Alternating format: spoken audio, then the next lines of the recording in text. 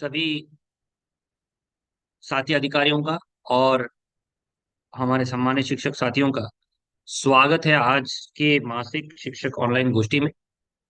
बहुत महत्वपूर्ण विषयों के बारे में आज आपके साथ हम लोग साझा करेंगे, फीडबैक भी प्राप्त करेंगे। अ, अभी अगले 2 मिनट में हम इस सेशन को प्रारंभ करेंगे। मैं सभी शिक्षक साथियों से आह्वान करूंगा कि वो प्रतिभाग करें और अपने साथियों को प्रतिभाग करने के लिए प्रेरित करें।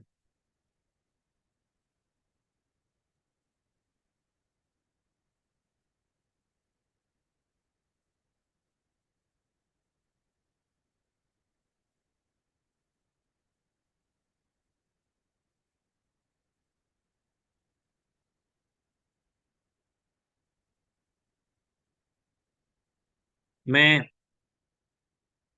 इस शैक्षिक सत्र के मिड सेशन के दौरान इस गोष्ठी का आयोजन हम लोग कर रहे हैं। ये मौका है कि अभी पहले 6 माह में जो गतिविधियां हुई हैं, जो हम लोगों को सफलता मिली है या कुछ चीजों में हम लोग लक्ष्य के पीछे चल रहे हैं या असफल रहे हैं, उसका जायजा लें, स्वमूल्यांकन करें और अग्रतर सुधारात्मक कार्रवाई करते हुए इस शैक्षिक सत्र के हमारे महत्वपूर्ण लक्ष्यों को पूर्ण करें।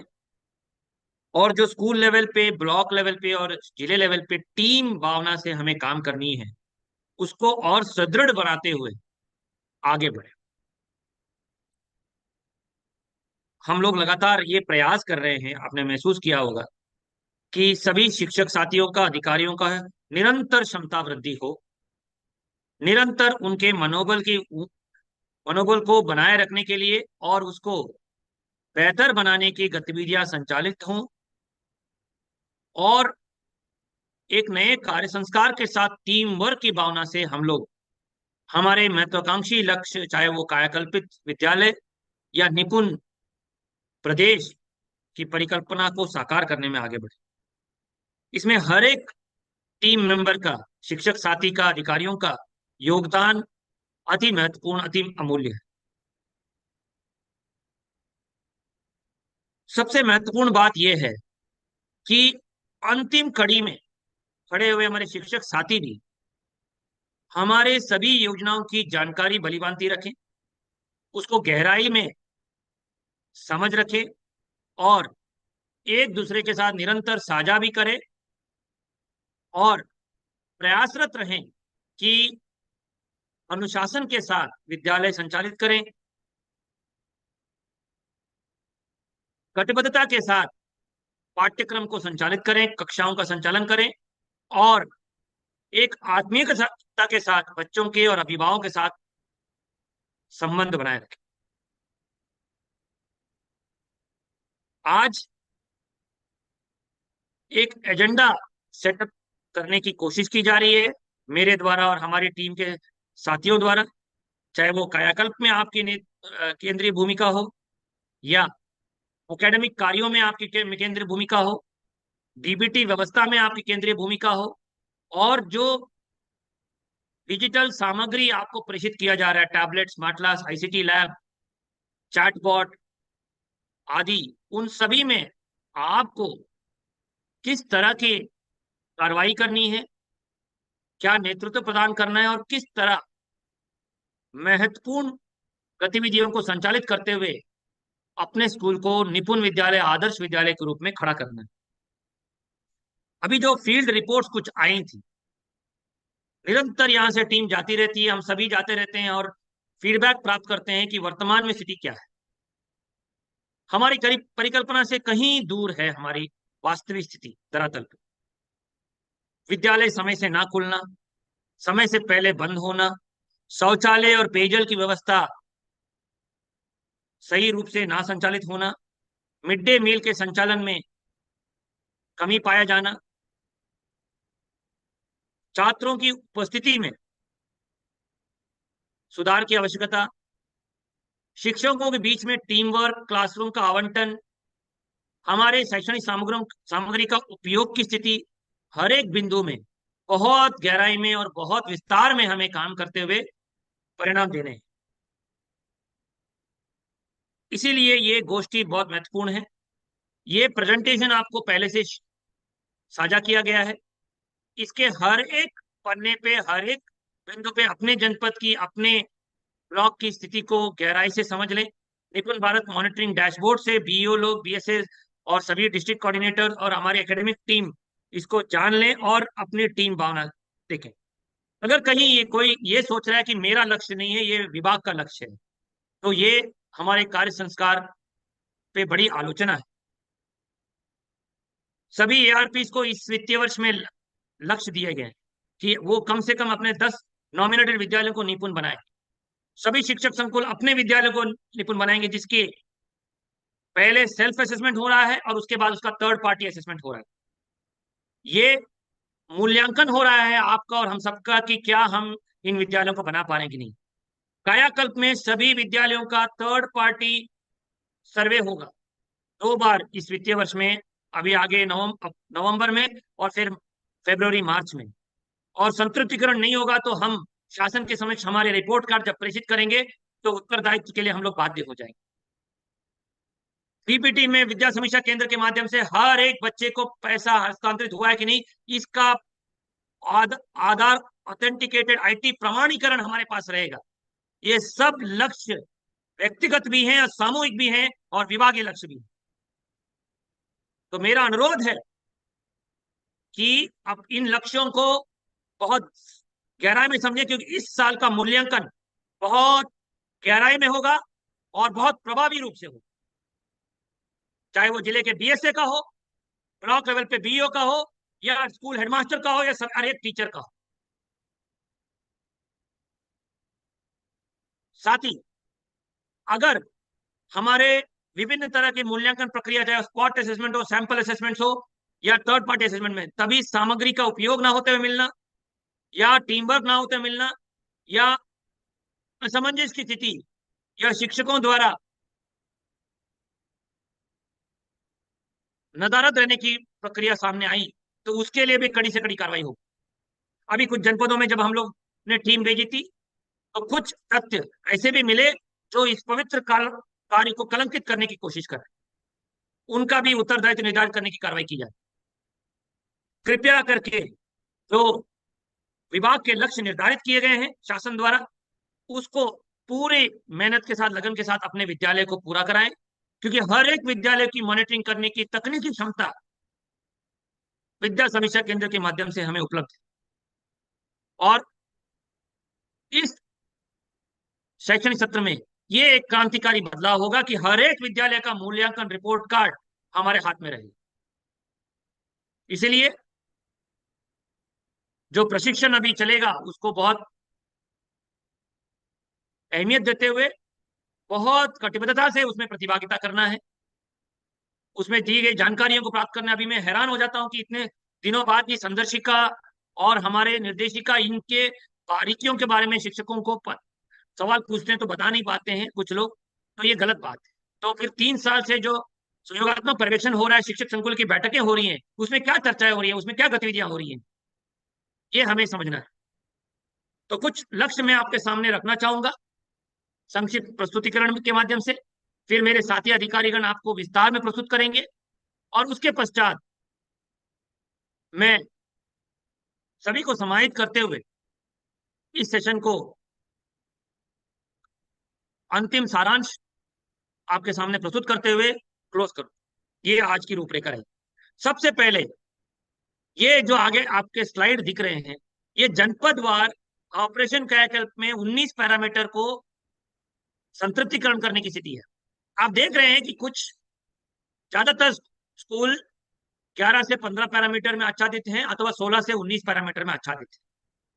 मैं उन विद्यालयों के प्राध्यापकों को और अधिकारियों को, वहां के जिलाधिकारी, सीडीओ, जिनके नेतृत्व में अंतर विभागीय समन्वय से ये कार्य हो रहा है, उनको बधाई देता हूं। लेकिन ये मूलभूत आधार है हमारा, और हमें इसमें संतृप्तिकरण 100% करना है। इसमें आधा अधूरा काम छोड़ना कोई बड़ी उपलब्धि नहीं है। लेकिन ऐसे भी विद्यालय हैं जहां पे 10 से कम पैरामीटर आच्छादित हो रहे हैं, ये दुर्भाग्यपूर्ण। कॉम्पोजिट ग्रांट की धनराशि लगातार 4-5 साल से आपको हस्तांतरित की जा रही है, उसके बावजूद कॉम्पोजिट ग्रांट की धनराशि से ही 10-15 पैरामीटर आच्छादित किए जा सकते हैं अच्छे नेतृत्व में, अच्छे प्रधानाध्यापकों से, ग्राम पंचायत का सहयोग लेते हुए, ब्लॉक का सहयोग लेते हुए, अंतर विभागीय समन्वय से। अगर ये नहीं हो रहा है तो कहीं ना कहीं वहां के शिक्षकों में टीम वर्क नहीं है, कायाकल्प के प्रति भावना नहीं है, और ये माननीय मुख्यमंत्री जी शासन द्वारा निर्धारित लक्ष्य मंशा के विपरीत प्रतिकूल है। नवंबर में जो सर्वे हो रहा है उसमें अगर कोई भी स्वतंत्र सर्वे में हमें पैरामीटर्स आच्छादन में इस तरह की स्थिति मिलेगी तो प्रधानाध्यापकों का उत्तरदायित्व निर्धारित किया जाए। मेरा अनुरोध है शिक्षक साथियों से कि कृपया कदम बढ़ाएं, अपने बीडीओ से संपर्क करें, अपने ग्राम पंचायत प्रधानों से सहयोग करें, ले लें, वहां स्थानीय विभिन्न वित्तीय स्रोत की योजनाओं से समन्वय स्थापित करें, चाहे वो नरेगा की हो, बाउंड्री वॉल बनाने का, खेल का मैदान बनाने का, किचन गार्डन बनाने के लिए, ग्राम पंचायत से लघु मरम्मत, शौचालय की क्रियाशीलता, किचन शेड की क्रियाशीलता, पेयजल की व्यवस्था का क्रियाशीलता। अभी विद्युत विभाग और जल निगम के माध्यम से पेयजल एवं विद्युत के आच्छादन के लिए कार्रवाई हो रही है, उसमें प्रतिभागिता सुनिश्चित करना है।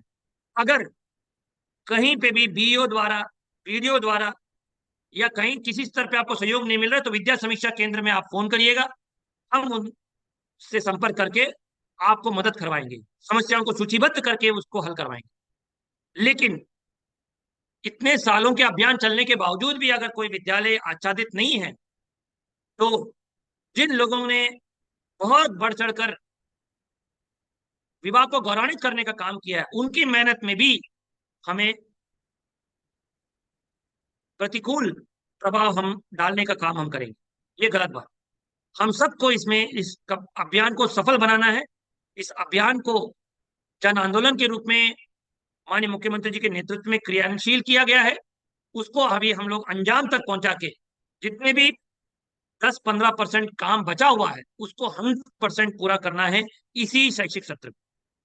इसके लिए समीक्षा करिए, कॉम्पोजिट स्कूल ग्रांट की धनराशि का सदुपयोग, चाहे वो ब्लैक बोर्ड क्रियाशील हो तो उसको सुनिश्चित कराइए, विद्युत की अंतरिंग वायरिंग सुनिश्चित कराइए, कहीं रैंप या रेलिंग नहीं बना है, शौचालय में टाइलीकरण नहीं हुआ है, पानी की व्यवस्था नहीं है, विद्युत संयोजन नहीं हुआ है, हैंड वॉशिंग यूनिट नहीं है, ये सब छोटे छोटे लघु कार्य है जो कॉम्पोजिट ग्रांट की धनराशि ग्राम पंचायत की धनराशि से 100% किया जा सकता है, ये आप सुनिश्चित करा लीजिएगा।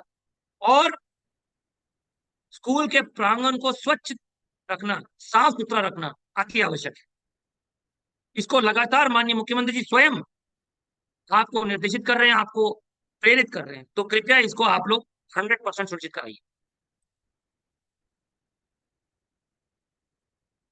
एक और समस्या लगातार मीडिया और विभिन्न स्रोतों से हमारे संज्ञान में आते हैं, शासन में संज्ञान में आती है कि झज्जर विद्यालयों में बच्चे बैठकर पढ़ रहे हैं।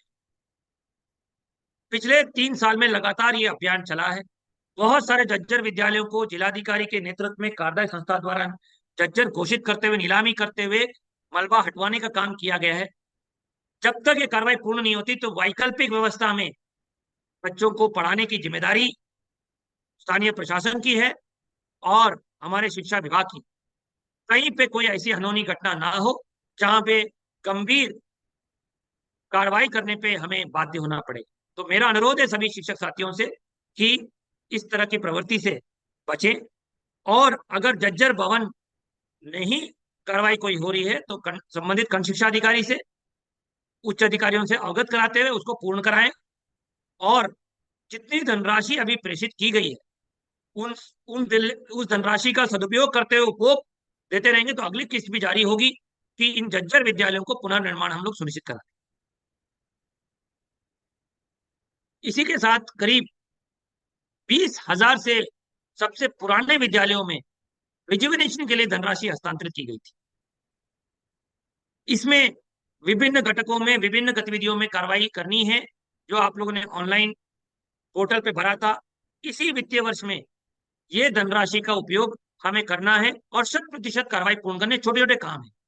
इसमें कोई शोषण कटौती नहीं होनी चाहिए। अगर विद्या समीक्षा केंद्र के माध्यम से आपको फोन जाएगा, निडर होके आप निसंकोचित होते हुए बताइएगा कि अगर किसी ने शोषण किया, कटौती की, आपको धनराशि हस्तांतरण करने में, और उसके पश्चात 100% उसका उपयोग करते हुए 100% गुणवत्ता पूर्वक कार्य परिसंपत्तियों का सृजन करना है, ताकि हमेशा के लिए ये विद्यालय पुनर्निर्माण इनका हो जाए। इस धनराशि को भी सदुपयोग करना है। कुछ जनपदों में डीबीटी के कार्य में बहुत लापरवाही बरती गई है और शिथिलता का परिचय दिया गया है। कानपुर देहात, चित्रकूट, कानपुर नगर, सोनभद्र, गोरखपुर, इटावा, हरदोई, जालौन, महाराजगंज, आजमगढ़, ये 25 न्यूनतम प्रगति वाले जनपद है, जहां अभी भी काफी मात्रा में बच्चों का या तो आधार बना नहीं है, जिसके लिए विभिन्न साधन दिए गए हैं। बहुत सारी एजेंसीज को शिविर लगाने के लिए नामित किया गया है।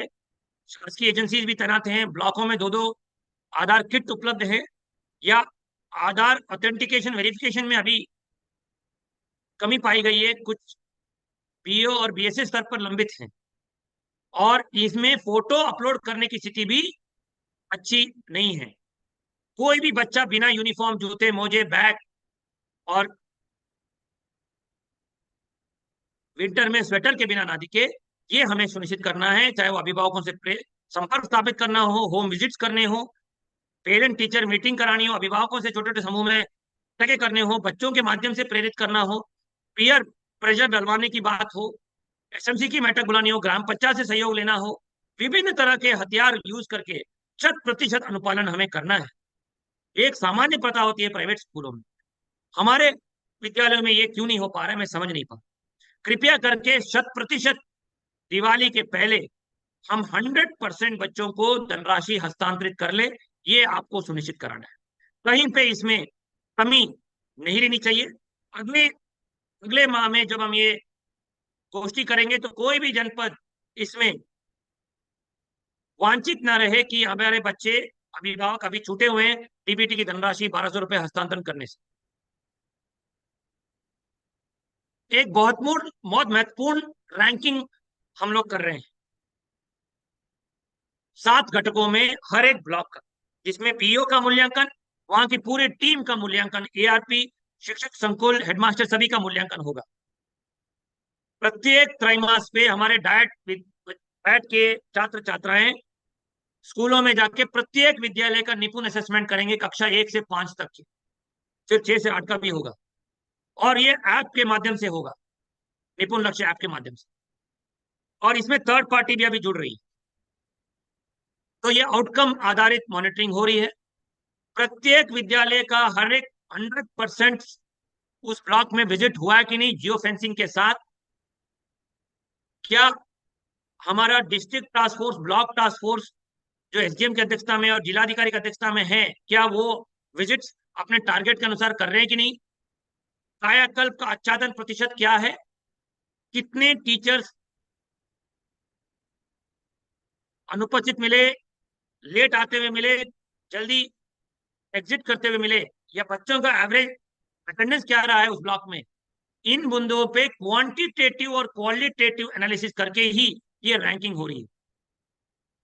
और इस रैंकिंग में जो सबसे कम प्रगति वाले पीओज रहेंगे, ब्लॉक्स रहेंगे, उनके साथ हम लोग अलग से समीक्षा करते हुए, उनके ब्लॉकों में निरीक्षण करवाते हुए उत्तरदायित्व निर्धारित करेंगे। अगर वित्तीय अनियमितता मिलेगी तो विजिलेंस जांच तक उसमें होगी। ये सभी बीओस को इसमें अपने रैंकिंग को बहुत सीरियसली लेना पड़ेगा। डेटा इंटीग्रिटी, ट्रुथ रिपोर्टिंग सुनिश्चित करना पड़ेगा, और सबसे महत्वपूर्ण, प्रत्येक दिन इस सपने को जीते हुए, इन गतिविधियों को बहुत गहराई में काम करते हुए, लेवल 5 एग्जीक्यूशन दिखाते हुए क्रियान्वयन करना है। कोई कोताही इसमें बर्दाश्त नहीं करेगी। इसमें फर्जी डेटा भरने से कोई फायदा नहीं होगा, क्योंकि क्वालिटेटिव एनालिसिस भी होगा। हमारे पास एआई टूल्स इतने सोफिस्टिकेटेड हैं कि अभी नेट की परीक्षा हुई, कहाँ कहाँ नकल हुआ, ये भी हम लोग आसानी से पकड़ रहे हैं। तो श्रद्धा पूर्वक, कटिबद्धता से काम करेंगे, वो हमारे सुपरस्टार्स हो जाएंगे, और जो प्रतिकूल काम करेंगे लक्ष्यों के, उनके खिलाफ कार्रवाई होने से कोई नहीं बचा। तो कृपया करके इस रैंकिंग को बीओ से, और बीओ की टीम चाहे वो एआरपी के साथ हो, शिक्षक संकुल के साथ, बहुत गहराई में काम करते हुए क्रियान्वयन करें। बहुत महत्वपूर्ण कार्यशाला अभी एआरपी के साथ आयोजन हुई हर जनपद में। इसमें हमने 3 चीजों के बारे में आपके साथ साझा किया है, जो हम चाहते हैं कि आप स्कूलों तक धरातल पे इसको अंगीकार कराएं और लागू कराएं। सबसे पहला, कि जितना भी एकेडमिक कंटेंट है, चाहे वो टीएलएम का प्रयोग हो, चाहे वो टीचर गाइड हमारा संदर्शिका, जिसको हम अपना गीता कुरान बाइबल मानते हैं, उसको 100% उसमें मास्टरी प्राप्त करते हुए एआरपी के माध्यम से संकुल और हेडमास्टर स्कूल के टीचर्स तक उसको साझा करना, उसकी बारीकियों को बताना और उसको लागू करना, चाहे वो डेमोन्स्ट्रेशन क्लासेस करते हुए हो, या रोल प्ले करते हुए हो, या उसमें टीचर्स को आपस में प्रेरित करके पीयर लर्निंग करने की हो, कोलैबोरेटिव लर्निंग करने की टेक्निक से हो, या क्रिएटिव रिस्क लेने के लिए प्रेरित करने की बात हो। दूसरा, करीब 10 से 15 टीम बिल्डिंग गतिविधियां हमने दी। मैं महसूस कर रहा हूं कि फील्ड लेवल पे टीम भावना नहीं है, चाहे वो एआरपी शिक्षक संकुल के बीच में हो, बीओ एआरपी के बीच में हो, एआरपी हेडमास्टर्स के बीच में हो, हेडमास्टर्स अपने साथी शिक्षकों के साथ, शिक्षा मित्र अन्वेषकों के साथ हो। हर स्तर पर टीम वर्क, संकुल में आपस में टीचर्स के बीच में हो। तो ये टीम बिल्डिंग गतिविधियां करिए, एक दूसरे को समझिए, पहचानिए, चर्चा करिए, वार्ता करिए, एक दूसरे के साथ गप्पे मारने की प्रवृत्ति हो, एक दूसरे के साथ दोस्ती रखने की बात हो, एक दूसरे के प्रतिभा पे, एक दूसरे के अभिनव प्रयासों पे गौरव करने की बात हो। ऐसी चीजों में हमें अपना टीम वर्क, टीम बिल्डिंग गतिविधियां बढ़ानी है। और तीसरा घटक, नए कार्य संस्कार अंगीकार करने की बात है।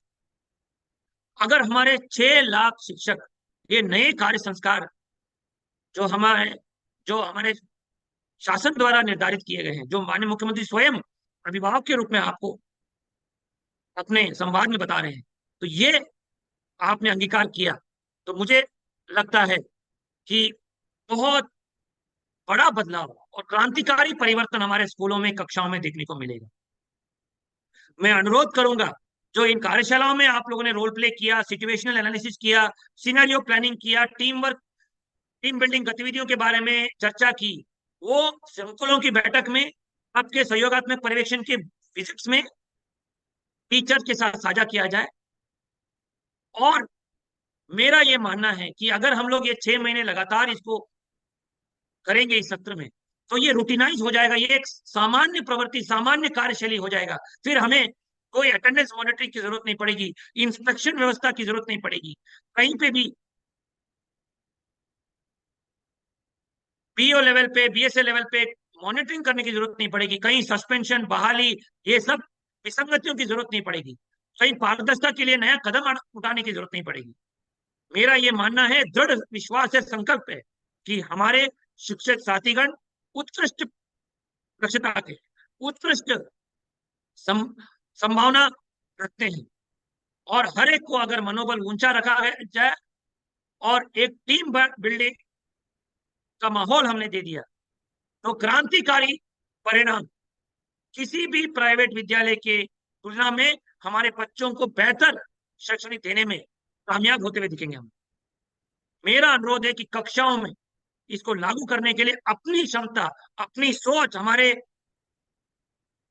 बिलीफ सिस्टम्स को हमें सुधारना पड़ेगा, एकेडमिक कंटेंट की जानकारियों को बेहतर करना पड़ेगा, क्षमता वृद्धि स्वयं की करनी पड़ेगी। और मेरा ये मानना ये भी है कि सभी शिक्षक साथियों को बहुत सुखद अनुभूति होगी, बहुत आनंद और उल्लास का एहसास होगा अगर इन गतिविधियों करेंगे। आपको अपने काम पे गौरव होगा, अपने विभाग पे गौरव होगा, अपने टीम पे गौरव होगा, और आपके विद्यालयों में उसका असर दिखने को मिलेगा। अपना मनोबल ऊंचा रहेगा, तो सारी चीजें, व्यक्तिगत से लेके सामूहिक से लेके सामाजिक से लेके सारी गतिविधियों में आपको आप बेहतर योगदान दे पाएंगे, बेहतर कार्यशैली का प्रदर्शन कर पाएंगे। तो मेरा अनुरोध है कि ईआरपी कार्यशालाओं में जितनी भी चीजें आपके साथ साझा की गई हैं, उसको अगले 1 महीने के भीतर कक्षाओं में प्रदर्शित करने के लिए, चाहे वो निरंतर सुधार की बात हो, चाहे वो लर्निंग के एटीट्यूड, निरंतर सीखने की चाहत, एक भावना रखने की हो, एक दूसरे के साथ सहभागिता कोलैबोरेशन लाने की बात हो, सभी को साथ लेने की प्रवृत्ति हो, समस्याओं को सूचीबद्ध करते हुए समस्याओं को उजागर करने के एटीट्यूड के विपरीत एक निदान की ओर आगे बढ़ते हुए सॉल्यूशन ओरिएंटेड एटीट्यूड रखने की बात हो। जितने अच्छे अच्छे परिणाम आ रहे हैं, सफलता की कहानियां उभर के आ रहे हैं, नए टीएलएम उभर के आ रहे हैं, नए टेक्निक पद्धतियां पेडागोजी के आ रही हैं, उन सबको अंगीकार करते हुए, सीखते हुए उसको कक्षाओं में लागू करना, एक दूसरे पे गौरव करना, पारदर्शिता और प्रतिबद्धता का परिचय देते हैं उन्हें। लगातार जितने भी चीजें आपको आपके मास्टर ट्रेनर्स द्वारा, अधिकारियों द्वारा बताया जा रहा है, उसको एक्टिव लिसनिंग के साथ अंगीकार करना, जो सही चीज है उसके लिए खड़े होने की दृढ़ शक्ति रखना, और लगातार लर्निंग बाय एक्सपेरिमेंट, हमारा मेन लर्निंग बाय डूइंग और लर्निंग बाय एक्सपेरिमेंट हमें लगातार करते रहना चाहिए कक्षाओं में। जितने भी पद्धतियां दी गई उसका 100% प्रोसेस एडियरेंस हमें दिखाना है, एक दूसरे के प्रति संवेदना हमें व्यक्त करनी है, और एक ह्यूमिलिटी होनी चाहिए। कुछ टीचर्स में मैंने देखा है वार्ता करते हुए कि सब कुछ जानते हैं कि प्रवृत्ति आ गई है, वो ही हमारी सबसे बड़ी विडंबना बन जाती है, सबसे बड़ी विफलता का कारण बन जाता है। निरंतर सीखने की चाहत रखते हुए ह्यूमिलिटी दिखानी है। निपुण प्रदेश कायाकल्पित विद्यालय के संकल्प को पूरा करने की प्रवृत्ति देखनी है। बहुत सारे लोगों से हम बात करते हैं तो हार मान गए हैं या सोच रहे हैं कि ये सिस्टम कभी सुधर ही नहीं सकता। ऐसा नहीं है, मैंने देखा है बहुत बड़ा बदलाव हमारे शिक्षकों साथियों ने लाए हैं स्कूलों में, कक्षा में, उनके उन्हीं से सीख के हम लोग ये गतिविधियां आप तक पहुंचा पा रहे हैं। अपने आप को एक उदाहरण की तरह खड़ा करना, प्रतिस्पर्धात्मक माहौल क्रिएट करना, एक दूसरे पे विश्वास करना, सिस्टम को मजबूत बनाना, ताकि हम एक हमारे सिस्टम पे पूरे जनमानस को विश्वास आ जाए, एक दूसरे का सम्मान करना, निरंतर क्रिएटिविटी को परिचय देना, और खुद के मूल्यांकन करते हुए अपनी ताकतें, अपनी कमजोरियों को महसूस करना और उसके लिए आवश्यक कार्रवाई करना, ये जरूरी है। एक बहुत बड़ी चुनौती हमारे सामने खड़ी है कि हम देख रहे हैं कि छात्रों की उपस्थिति कम होती जा रही है, या ऐसे आंकड़े सामने आ रहे हैं जो हमें गौरव का विषय नहीं होते। नेट के एग्जाम के दिन लगभग 25 से 30% वृद्धि दिखती है। क्या परीक्षा के दौरान बच्चे आ रहे हैं और बाकी दिनों में नहीं आ रहे, इसका मतलब क्या है? इसका अध्ययन करना बहुत जरूरी है, इसका सोर्स अपोर्शनमेंट करना जरूरी है कि क्या कारण से ये 30% गैप नजर आ रहा है। क्या सामाजिक कारण है कि उनको आर्थिक गतिविधियों में परिवार ने तैनात किया? क्या अज्ञानता है कि अभिभावक अज्ञान है कि बच्चे को हो सकता उन अभिभावकों ने एस्पिरेशन समझे नहीं है, अवसर को पहचाना नहीं है, मार्केट में क्या क्या अवसर है, और शिक्षा के प्रति जागरूक नहीं है, इसलिए उनको पता नहीं बच्चों को नियमित स्कूल में जाना कितना उपयोगी है और उनको दक्षता प्राप्त करना कितने उपयोगी है बुनियादी। क्या इसमें हमारे स्कूलों का गवर्नेंस का इशू है? क्या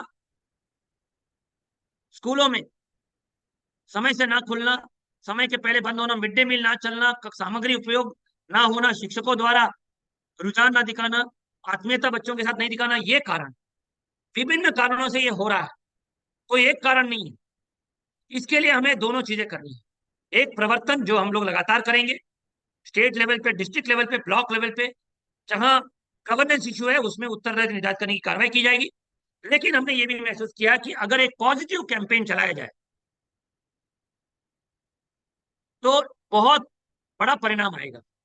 अब जिन विद्यालयों में निरंतर पेरेंट्स के साथ मीटिंग हो रही, जहां एनुअल डे फंक्शन हो रहा है, जहां बच्चों का बर्थडे मनाया जाता है, जहां बच्चों के साथ अच्छे आत्मीयता के साथ टीचर व्यवहार दिखाते हैं, जहां खेल आधारित गतिविधियां हो रही हैं, जहां लाइब्रेरी का प्रयोग हो रहा है, कविता कहानियां पढ़ाई जा रही हैं, वहां बच्चों की उपस्थिति कम से कम 10 से 20% बढ़ी हुई मिलती है।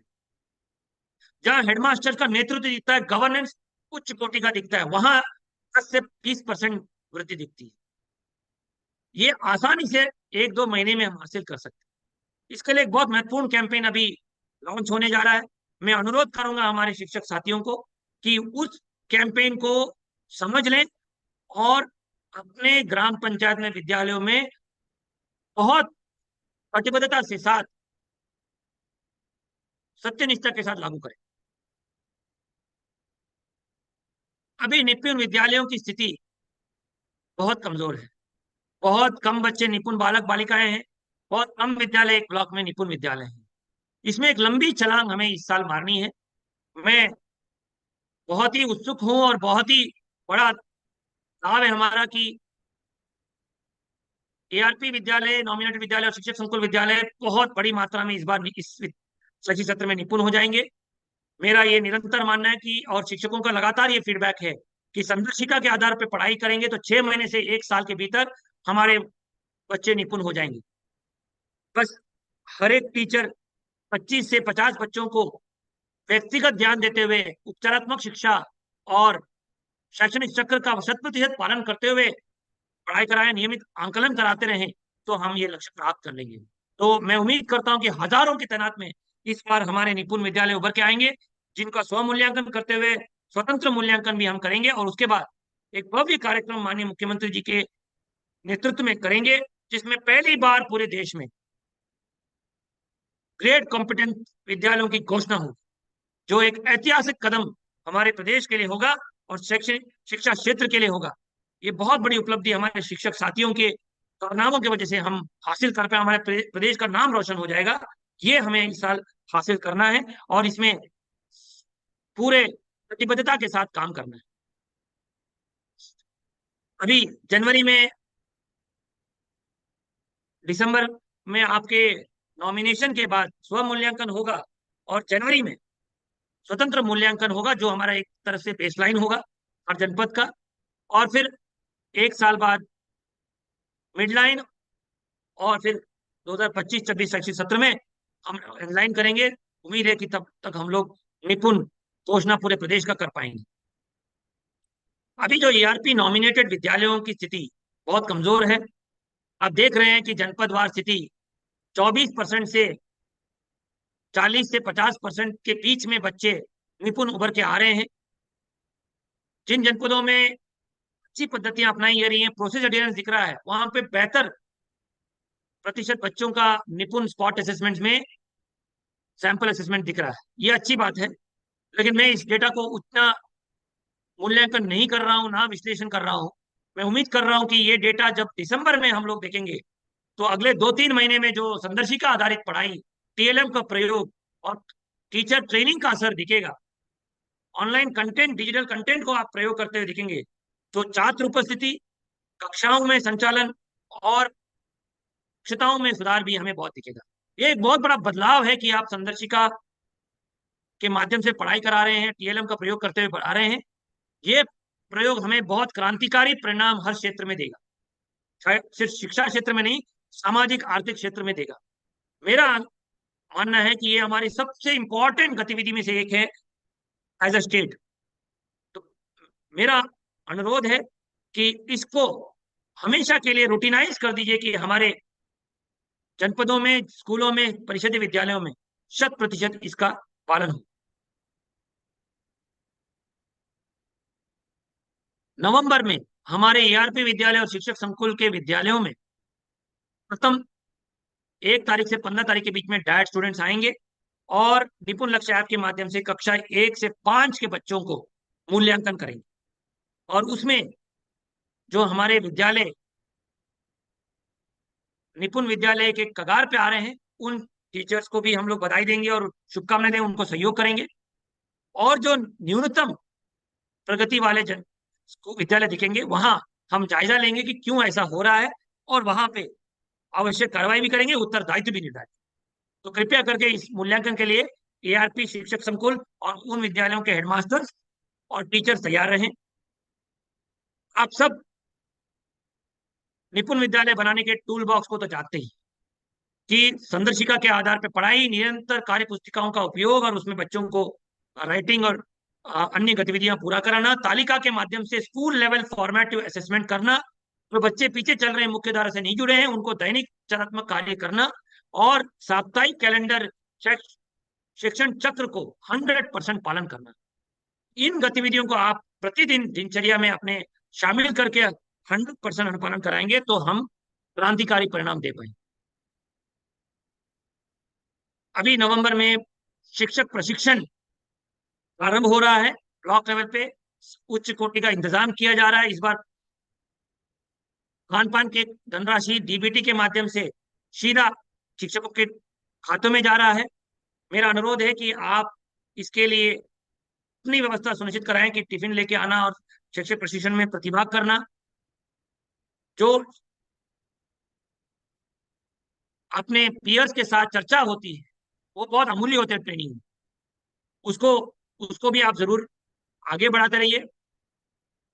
अपने मास्टर ट्रेनर्स और मेंटर से लगातार हैंड होल्डिंग करवाते रहिए, डाउनलोड करते रहिए सारे डिटेल्स को।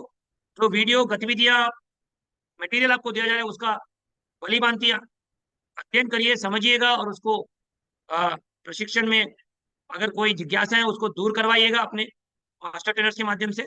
और ये उच्च कोटि का ट्रेनिंग हो, ऐतिहासिक ट्रेनिंग हो, आपको यादगार रहे ये 4-5 दिन की ट्रेनिंग, और 100% इसको अटेंडेंस के साथ प्रतिभा करते हुए आगे बढ़े।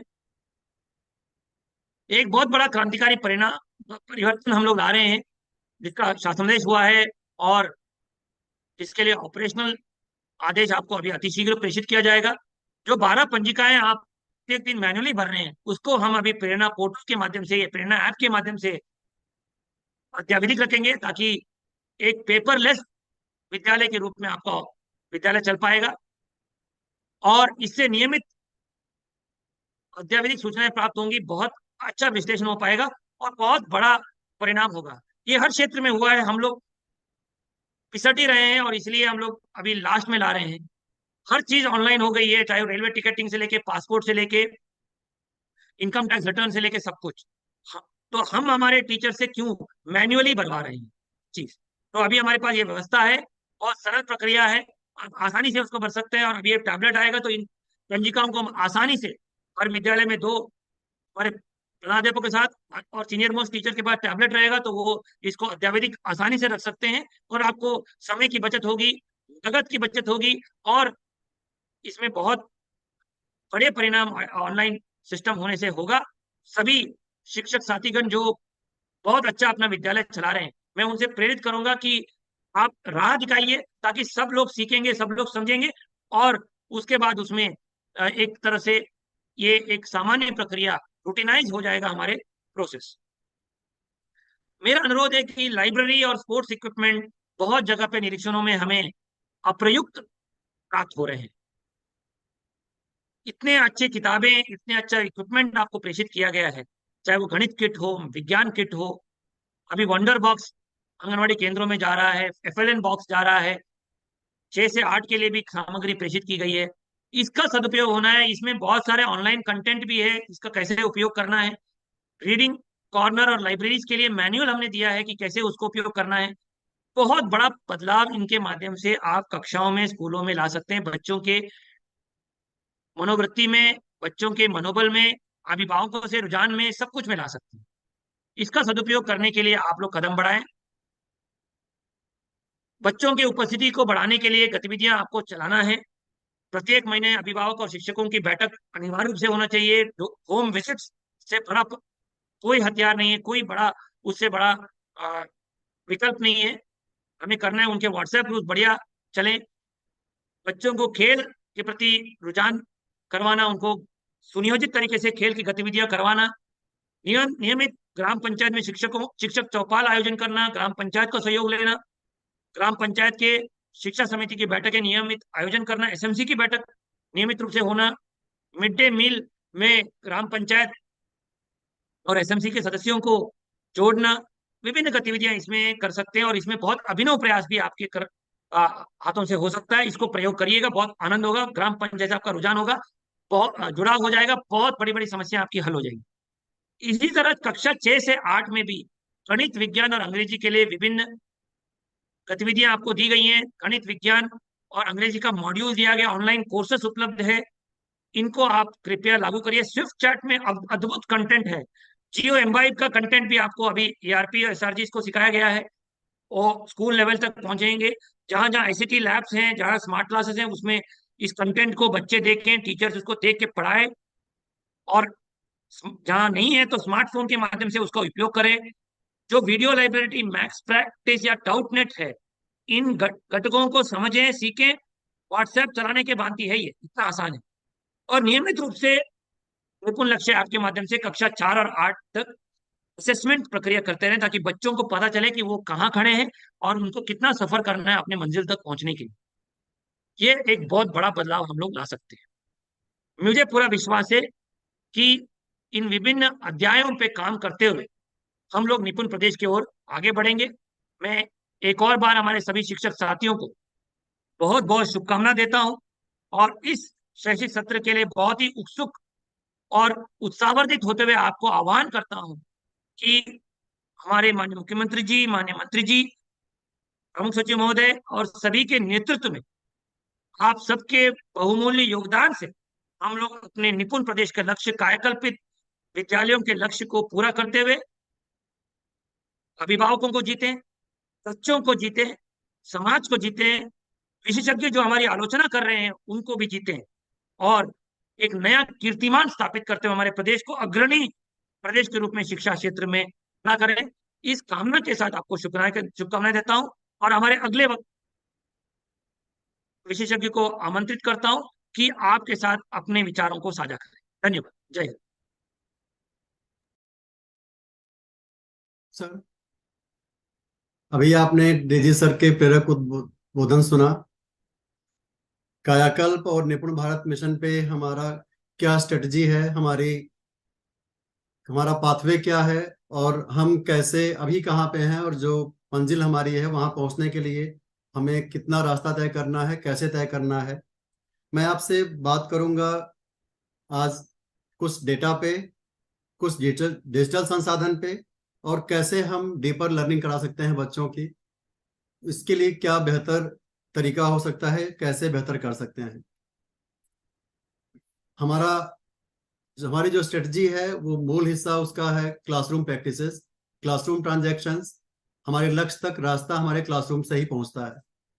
हम कम्युनिटी से कैसे इंटरेक्ट करते हैं, कैसे कोलाबरेटिव एफर्ट्स करते हैं अपने शिक्षक संकुल बैठकों में, और कैसे सपोर्टिव सुपरविजन को बेहतर बनाते हैं।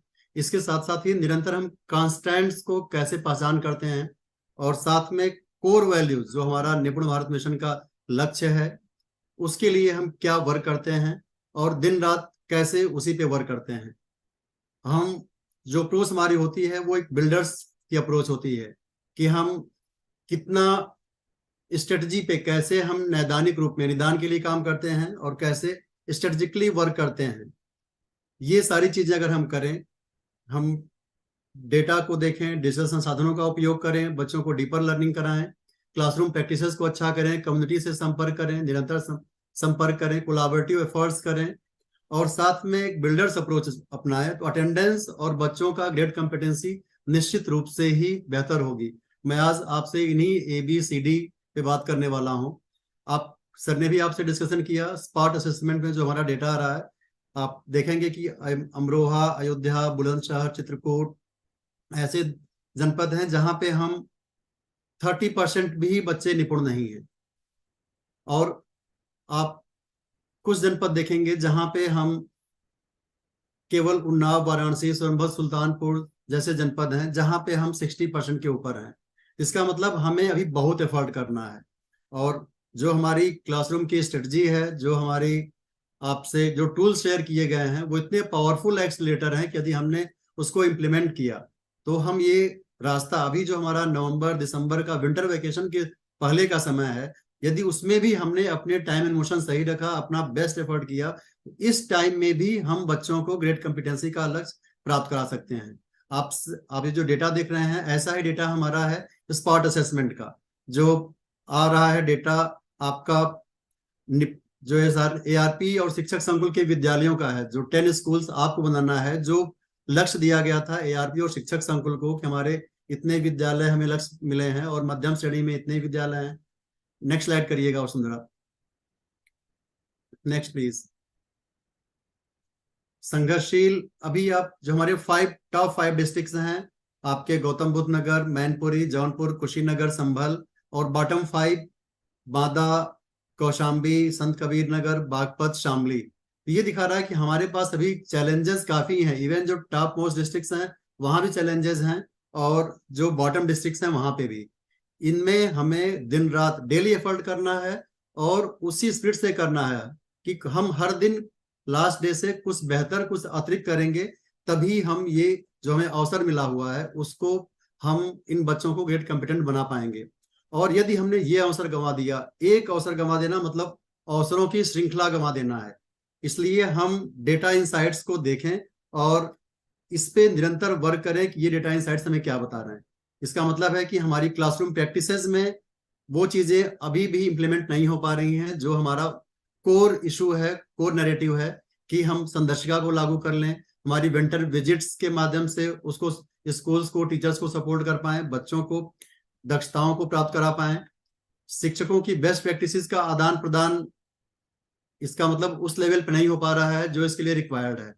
क्लासरूम ट्रांसफॉर्मेशन कर दिया गया है, चाहे वो कायाकल्प के माध्यम से हो, या प्रिंटेज एटमॉस्फेयर दिया गया हो, या किट्स देनी हो, या पूरी स्ट्रेटजी कि हम ऑन साइट सपोर्ट कैसे दे रहे हैं।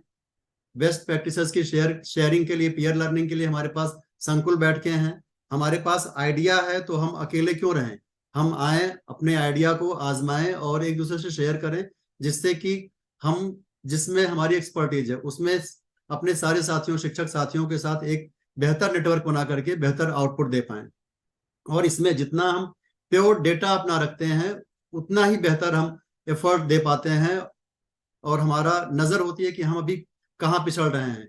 अमुक स्कूल्स के इतने बच्चों में पिछड़ रहे हैं, या इस ब्लॉक में इतने स्कूल्स में हमें एक्स्ट्रा एफर्ट करना है, या एट अ डिस्ट्रिक्ट हमें अगर जिले के रूप में बीएसए हैं तो उन्हें पूरा का पूरा डेटा डेली अपने ऑफिस में डिस्प्ले होना चाहिए कि उन्हें कहाँ पे ज्यादा फोकस करना है, किस ब्लॉक में, किन स्कूल्स पे कितने, उन्हें पता चलना चाहिए कि उनका डेली का टारगेट कितना है, अभी उन्होंने कितनी यात्रा कर ली है, कितनी यात्रा बाकी है। ऐसे ही बीओ को सिर्फ बीओएसटी मीटिंग का रिव्यू का पॉइंट नहीं है, ये आपको डेली उस पर वर्क करना है कि हमारे विद्यालय में अगर 200 विद्यालय हैं तो अभी हमारा कितना मध्यम श्रेणी में है, कितना हम निपुण है, कितना संघर्षशील पे हैं, जिससे कि क्लासरूम प्रैक्टिसेस को हम अच्छे से लागू कर पाए, चाहे वो डेटा रिव्यू के माध्यम से, बैठकों के माध्यम से, या शिक्षक संकुल बैठकों के माध्यम से, या सपोर्टिव सुपरविजन के माध्यम से। आपके साथ सबसे अच्छे टूल्स, सबसे अच्छी स्ट्रेटजी शेयर की गई है। ये हमारा जो आपका निपुण बच्चों का डेटा आ रहा है, सबसे अच्छा डेटा हर टीचर्स के पास है। उनके पास हर बच्चे की रियल, उनका हर जो एग्जैक्ट है कि लर्निंग लेवल क्या है बच्चे का, वो उन्हें पता है। तो उसी हिसाब से जो आपको टीएलएम है, संदर्शिका है, यदि आप सपोर्ट कर पाते हैं तो एक अच्छा क्लासरूम आप ट्रांजैक्ट कर लेते हैं, बच्चों को ग्रेट कॉम्पिटेंट बना लेते हैं। इसके साथ ही मैं आपसे जो डिजिटल संसाधन पे बात करूंगा, नेक्स्ट स्लाइड प्लीज। डिपार्टमेंट ने क्लासरूम्स को स्ट्रेंथन करने के लिए सिर्फ कायाकल्प पे वर्क नहीं किया है, और न ही कायाकल्प पे तो किया ही, आपका क्लासरूम्स मनमोहक बनाया गया है डिफरेंट टीएलएम्स के माध्यम से, प्रिंटेड सामग्री के माध्यम से। इसके साथ ही डिजिटल प्लेटफॉर्म पे भी आपको स्ट्रेंथन किया जा रहा है। ये डिजिटल प्लेटफॉर्म जो है वो टीचर्स के लिए, बच्चों के लिए कैपेसिटी बिल्डिंग का इशू है। अभी का जो समय है वो हर बच्चे को इससे हमें जोड़ना ही जोड़ना है, ताकि उनके करेक्टर में ये बिल्ड हो सके, उनकी पर्सनालिटी डेवलप कर सकें। इसके लिए फर्स्ट फेज में हम लोगों ने सारे प्राथमिक स्कूल्स पे 2 टैबलेट उपलब्ध कराए हैं। कुछ जहाँ पे आपका यूडायस डेटा में रिपोर्टिंग नहीं थी, वहां पे ऐसे 10,375 स्कूल्स में सिंगल टैबलेट गए हैं, और 880 आपको आईसीटी ब्लॉक्स पे दी जा रही है, इंस्टॉल की जा रही हैं, और टोटल 6,000 के आसपास स्कूल्स हम लोग इस साल के अंदर कवर कर रहे हैं। और इसके साथ ही फेज वाइज में, फर्स्ट फेज में 18,381 स्मार्ट क्लासेस, और by the end of this year हम लोग 22,260 आपको upper primary school smart classes से सैचुरेट करने जा रहे हैं। ये एक बड़ी छलांग है डिपार्टमेंट की डिजिटल प्लेटफॉर्म पे, एक नए युग का सूत्रपात हो रहा है, जहां पे इतना बड़ा आपको डिजिटल संसाधन उपलब्ध कराया जा रहा है। ये डिजिटल संसाधन अपने आप में डिजिटल कंटेंट के साथ हैं, हमारी पूरी स्ट्रेटजी के साथ हैं कि आपको दीक्षा पे क्या कंटेंट मिलना है, जो एम्बाइब का कंटेंट मिलना है, IIT गांधीनगर का कंटेंट मिलना है, तो बच्चे ICT में निरंतर प्रैक्टिस कर सकें। उन्हें डेडिकेटेड टाइम दीजिए और ऐसा डिवाइड करिए कि हर बच्चे को कुछ टाइम मिल पाए। आपकी समय सारणी ऐसी बननी चाहिए, हर बच्चे को पर्याप्त मौका मिल पाए। और यदि आपको किसी टीचर को कोई चैलेंज फेस आता है तो ऐसे शिक्षकों के साथ नेटवर्क बनाएं। शिक्षक संकुल बैठकों में ऐसे टीचर्स के माध्यम से लर्निंग, पीयर लर्निंग करें कि हम बच्चों को कैसे बेहतर एंगेज कर सकते हैं, कि उन्हें इसका वो जब उनकी अपने पढ़ाई की जर्नी में कभी ये बाधक तत्व ना आए कि डिजिटल से उन्हें कोई हेजिटेशन हो और वो बेहतर एफर्ट कर पाए। तो निश्चित डेडिकेटेड टाइम दीजिए। और इसके दो पक्ष हैं, एक तो सुरक्षा संरक्षा करना है और दूसरा डिजिटल कंटेंट का डेली यूज करना है। टीचर्स ट्रेनिंग कैसे हम बेहतर बना सकते हैं, कैसे हम बच्चों को बेहतर कंटेंट दे सकते हैं। Next slide Vasundhara please. और ट्रेनिंग, टीचर्स ट्रेनिंग को भी इससे हम बेहतर बना सकते हैं। बच्चों को रोस्टर बना करके अभ्यास करा सकते हैं, बच्चों का कंटिन्यूअस असेसमेंट कर सकते हैं। ये हमारे लिए एक नया प्लेटफॉर्म है जिससे हमारा स्कूल ट्रांसफॉर्मेशन दिखेगा और कम्युनिटी में हमारा जो रीच है, जो एक्सेस है, और बेहतर बनेगी, उनका हम पे विश्वास बढ़ेगा। इसके साथ ही डेटा और डिजिटल प्लेटफॉर्म के साथ मैं आपसे बात करूंगा अटेंडेंस पे, कि कैसे हम लोगों ने ये आपका डिजिटल माध्यम जो आपको अवेलेबल कराया जा रहा है, यदि आप सही से यूज करें, सही से बच्चों को दिखा पाए, तो आप देखेंगे कि बच्चों के लिए भी चॉइसेस कितनी बढ़ गई हैं। एक बच्चा, उसको आपका संदर्शिका अवेलेबल है, TLM अवेलेबल है, लाइब्रेरी बुक्स अवेलेबल हैं, हर तरह के फिजिकल कंटेंट अवेलेबल हैं। लेकिन यदि जब आप इन्हीं के साथ डिजिटल कंटेंट में आते हैं, मान लीजिए जैसे आपको प्रकाश संश्लेषण पढ़ाना हो, तो आपने एक बार बच्चे को उसके बारे में जानकारी दी, फिर उसको आपने एक सारी सामग्री जुटा के दे दी कि ऐसे वर्क करना है, और फिर वीडियो दिखाया, और फिर बच्चों की जिज्ञासाओं को दूर किया, उनके प्रश्नों को दूर किया। तो ये डिजिटल फिजिकल दोनों को कनेक्ट करके जब आप बच्चों को दिखाते हैं, तो ये उन पे एक अमिट छाप बन जाती है, जिससे वो अपनी चॉइस की लर्निंग करते हैं और ओनरशिप लेने लगते हैं। यही उनकी डीपर लर्निंग को आगे लाता है। वो बच्चे डीप डाइव करते हैं, वो केवल कंज्यूम नहीं करते इंफॉर्मेशन को या चीजों को, वो देखने से, watching a video, listening to audio की जगह वो क्रिएशन की भूमिका में आ जाते हैं। आप बिग बुक्स की कहानी उन्हें सुना रहे हैं, पढ़ा रहे हैं, हो सकता है कोई बच्चा अच्छी कहानी खुद करने लगे जब वो वीडियो देखता है। जब आप उसको एंगेजिंग एनवायरनमेंट देते हैं, तो बच्चा कंज्यूम से क्रिएशन की तरफ, क्रिटिकल थिंकिंग की तरफ डेवलप करता है। और ये जब आप इतना कुछ करते हैं, तो बच्चे की जो परफॉर्मेंस होती है, टीचर्स जब क्लासरूम्स में कुछ अच्छा करते हैं, तो उसकी गूंज केवल बच्चों तक नहीं होती है, उनके पेरेंट्स तक नहीं होती है, ये सहज रूप से ऑटोमेटिकली कम्युनिकेट होता है हमारे पेरेंट्स तक, हमारी कम्युनिटी तक। और फिर उनका जो हमारे पे कॉन्फिडेंस बिल्डिंग होती है, ये हमारी अटेंडेंस बढ़ाती है कि हम क्या क्या प्लेटफॉर्म लेके आए हैं बच्चों के लिए, हमारा कितना स्ट्रक्चर्ड प्रोग्राम है, कितनी हमने डिजाइन किया हुआ है, टेक प्लेटफॉर्म दिया हुआ है बच्चों के लिए। ये सब रिफ्लेक्ट होता है बच्चों के लर्निंग लेवल पे, और साइमल्टेनियसली उनकी अटेंडेंस को भी ये इंप्रूव करता है। Next please. अभी सर ने भी डिस्कशन किया कि हमारी अटेंडेंस अधिकांश जनपदों में काफी चैलेंजिंग है। 50% बच्चे हैं, तो इसका मतलब हमने टारगेट को ही अपने आधा कर लिया है। हमारा टारगेट होना चाहिए 100% बच्चे आए, 100% बच्चे ग्रेड कॉम्पिटेंट बने। जब हम अपने टारगेट को इस रूप में लेंगे, तो हमारा एफर्ट भी वैसा ही रहेगा। फिर हम कम्युनिटी से बेहतर सपोर्ट प्राप्त कर पाएंगे, क्योंकि हम सारे बच्चों को अपने पास रखेंगे। इसके लिए हमारी स्ट्रेटजी क्या हो सकती है? हमारी स्ट्रेटजी के हिस्से हैं, एक स्टूडेंट है, एक टीचर है, और फिर परिवेश है। ये पूरा का पूरा जो हमारा तरीका है समुदाय को जोड़ने का, जितना बेहतर आपका समुदाय से रिश्ता होगा। सबसे पहला है कि हम बच्चे की देखभाल कैसे करते हैं, उसको कितना सपोर्ट करते हैं, समुदाय से कितना आत्मीय रिश्ता रखते हैं। ये हमारे पूरे क्लासरूम्स की, स्कूल्स कल्चर की ये नींव है, सबसे बड़ी नींव है। यदि हम पेरेंट्स को रिस्पेक्टफुली एड्रेस करते हैं, उन्हें प्रॉपर बता पाते हैं बच्चों की अचीवमेंट के बारे में, और क्या फीडबैक पेरेंट्स का है वो जब हम खुद लेते हैं, एड्रेस करते हैं, और हम अपने मिशन के लिए कि हमें इस समय सीमा तक सारे बच्चों को ग्रेड कॉम्पिटेंट बनाना है, हमारा विजन है कि बच्चों का फ्लो रीडिंग का, अरिथमेटिक, मैथ्स का ये हो जाए, बच्चे इतने अनुच्छेद का 75% सॉल्व कर लें, और जब हम कोर वैल्यूज के लिए जीते हैं, हर दिन कार्य करते हैं और कुछ अतिरिक्त टाइम देते हैं, तब हमें अपना परिणाम प्राप्त हो पाता है। Next please. इसके लिए सबसे अच्छा तरीका है हम होम विजिट्स करें, हम पेरेंट्स से निरंतर मिलें, उनको अपनी जो क्लासरूम की स्ट्रेटजीज है, जो बच्चों का लर्निंग लेवल है वो शेयर करें, क्लासरूम्स की प्रैक्टिसेस बताएं, हम क्या ये बताएं, और परिवेश जितना बेहतर रखेंगे, हमारी अवस्थापना सुविधाएं कैसी हैं, एक खूबसूरत मनमोहक वातावरण का हमने स्कूल दिया हुआ है, हमारी पॉजिटिव एनर्जी है, और हम एक स्ट्रेटजी के रूप में डिपार्टमेंट शिक्षक संकुल में शेयरिंग कर रहे हैं, सपोर्टिव के रूप में हमारे पास बेस्ट मेंटर्स हैं।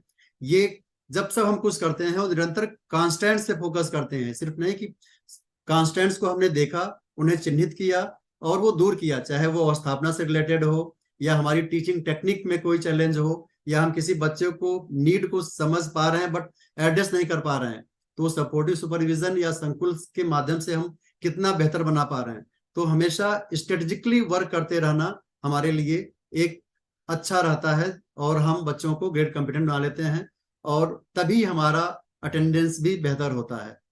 Next please. कुछ मैं आपसे प्रश्न आपके सम्मुख छोड़ जा रहा हूं। हम कैसा शिक्षक बनना चाहते हैं? क्या वर्षों बाद हमारे बच्चे हमें याद रखेंगे हमारी काबिलियत के लिए, हमारे अपने परफॉर्मेंसेस के लिए, कि हमने उन्हें जीवन में वो सपना दिया, हमने उस अवसर की समता का राह उन्हें दिखाया? क्या हमारे अपने एफर्ट के लिए, हमारे अपने प्रयास के लिए बच्चे हमसे वापस मिलना चाहेंगे? क्या मैं ऐसी लेगेसी छोड़ के जा पा रहा हूं कि बच्चे हमें आजीवन याद कर पाए?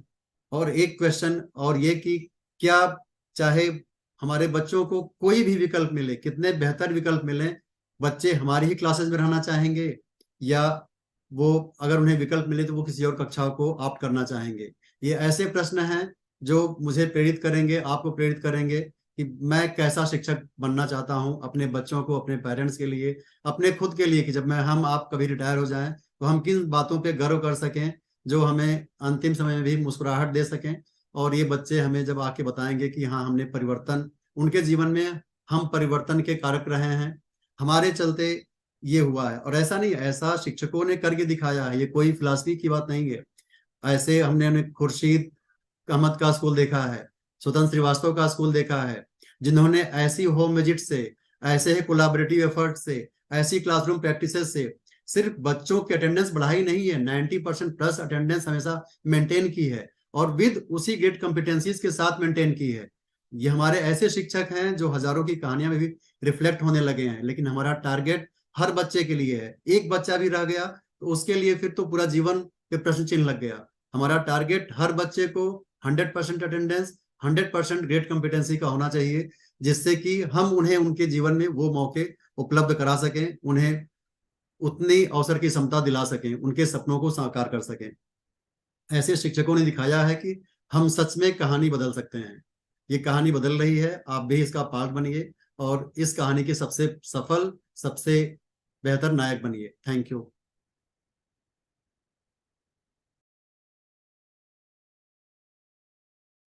बहुत बहुत धन्यवाद आनंद जी, हमें निपुण भारत मिशन के बारे में बताने के लिए और हमें आईसीटी, स्मार्ट क्लास और टैबलेट्स के प्रभावी उपयोग के बारे में बताने के लिए। साथ ही मैं आपका धन्यवाद करती हूँ कि आपने हमें इतना प्रेरणादायी मार्गदर्शन दिया। आगे बढ़ते हुए मैं श्याम किशोर तिवारी जी को बुलाना चाहूंगी, जो कि हमारे राज्य परियोजना कार्यालय के निर्माण विभाग के वरिष्ठ विशेषज्ञ हैं, कि वह आए और हमें ऑपरेशन कायाकल्प के बारे में बताएं।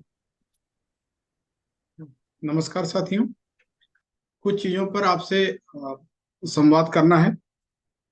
स्कूलों के अनुभव जो देखे जाते हैं, स्कूलों में विजिट तमाम अधिकारी जाते हैं, तमाम चीजें ऐसी हैं स्कूलों में। जब आपके स्कूल में कोई जाता है तो कुछ चीजें ऐसी हैं जिन पर आपका ध्यान आकृष्ट करना बहुत आवश्यक है। सबसे महत्वपूर्ण है, जिसपे अभी डीजी सर ने काफी प्रकाश डाला, आपको चीजें अवगत कराई। लेकिन जो चीज देखी गई है, कंपोजिट ग्रांट एक ऐसी ग्रांट है जिससे हम स्कूल के बहुत सारी चीजों का, बहुत सारी समस्याओं का, जिनसे आप रोज अपने दैनिक जीवन में दो चार होते हैं, उनका समाधान कर सकते हैं। लेकिन जरूरत है इसके लिए बेहतर प्लानिंग की। बेहतर प्लानिंग से मेरा आशा है कि कंपोजिट ग्रांट में जो धनराशि जाती है उसमें हम स्कूल में जो हमारे 19 पैरामीटर्स हैं, उन 19 पैरामीटर्स में हम कौन कौन से पैरामीटर है जिनको हम इससे सेचुरेट कर सकते हैं, इसकी प्लानिंग करना। इस प्लानिंग में सबसे महत्वपूर्ण पार्ट है जो स्कूल में स्टाफ है, जिसमें प्रधानाध्यापक के साथ और भी है सहायक अध्यापक, शिक्षा मित्र और निदेशक। इन सभी लोगों का आपस में कोऑर्डिनेशन कैसा है, ये सर्वाधिक महत्वपूर्ण है। और ये पाया गया है, जैसे विजिट में जाने पर ये देखा जा रहा है कि अगर कोई चीज कंपोजिट ग्रांट में इस साल क्या हुआ, यदि प्रिंसिपल स्कूल में नहीं है तो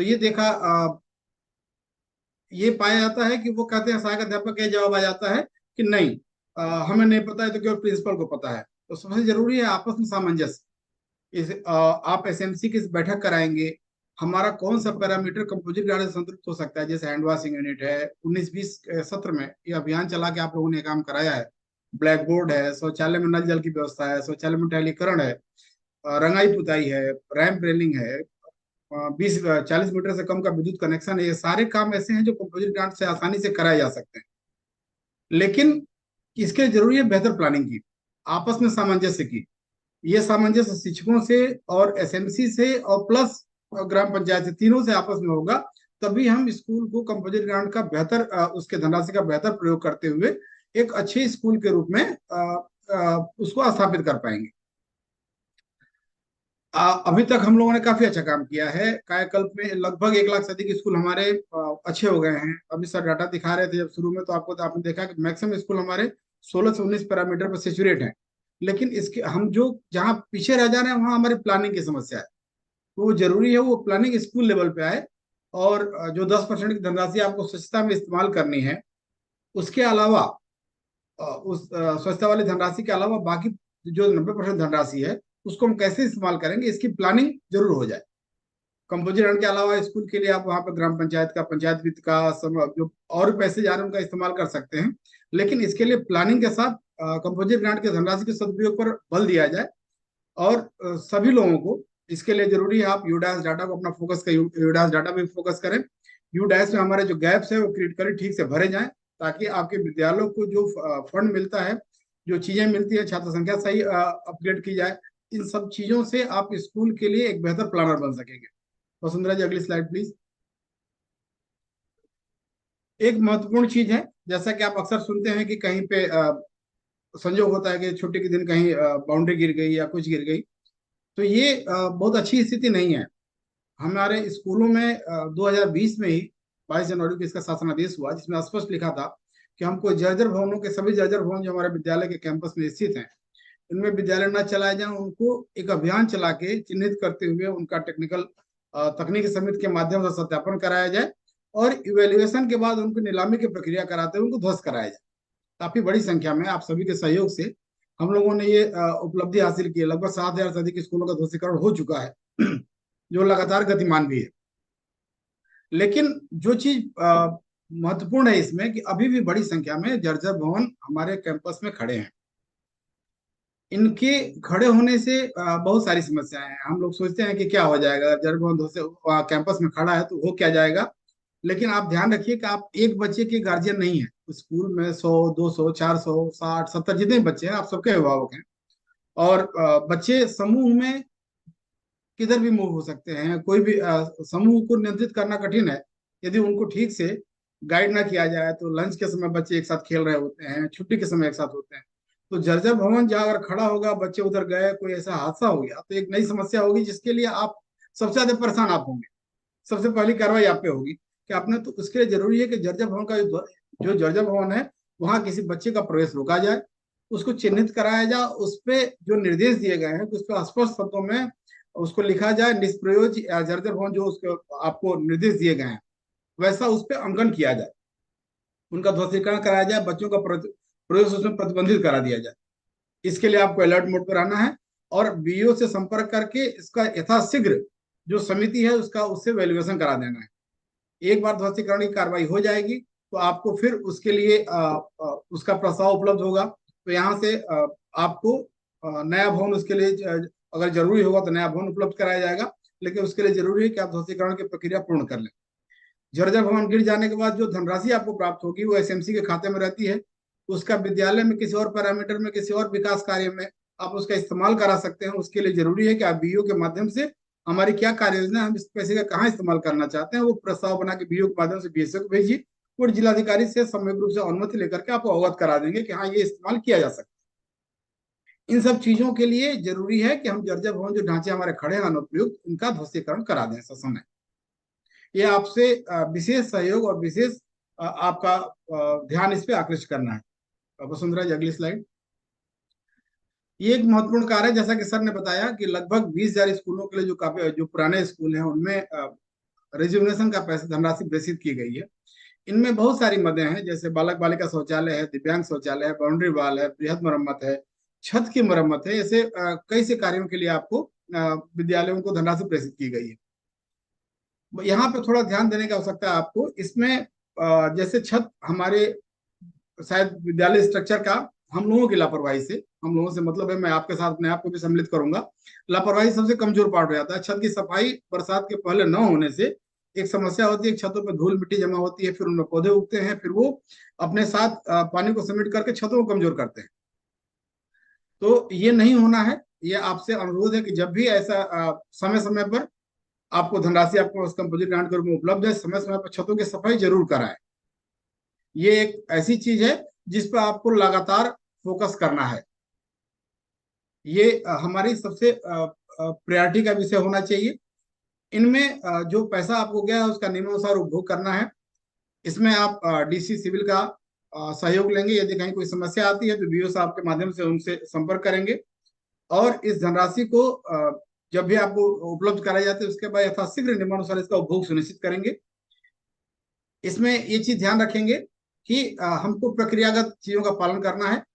पहले काम करने के पूर्व हमको जियो टैग फोटोग्राफ्स उपलब्ध कराना है, फिर कार्य के दौरान और कार्य के बाद। इसके लिए आपको प्रेरणा एप्लीकेशन पर डाटा जो अपलोड करना है आपको, वो उसका ऑनलाइन ट्रेनिंग सबको उपलब्ध कराई जा चुकी है। तो ये जरूर ध्यान देना है। ड्राइंग डिजाइन सबको भेजा गया है। यदि कोई समस्या आती है तो अपने खंड से अधिकारी से और अपने जिला समन्वयक से आप इस बारे में तत्काल संपर्क कर लें। यदि उन्हें कोई समस्या होगी तो वो राज्य परियोजना कार्यालय में संपर्क कर लेंगे और उनकी समस्या का समाधान कर दिया जाएगा। एक महत्वपूर्ण चीज है जो इन स्लाइड्स के अलावा आपसे संपर्क करना है, आपसे साझा करना है हमारे शिक्षक साथियों से। आप जैसा कि अवगत हैं कि विद्यालयों के उच्चीकरण की प्रक्रिया चल रही है और कई जगह से हमने जनपदों से मांगा है कि विद्यालयों में कहाँ जमीन है, कहीं 5 एकड़ 10 एकड़, वो सूचना हम सबसे प्राप्त कर रहे हैं।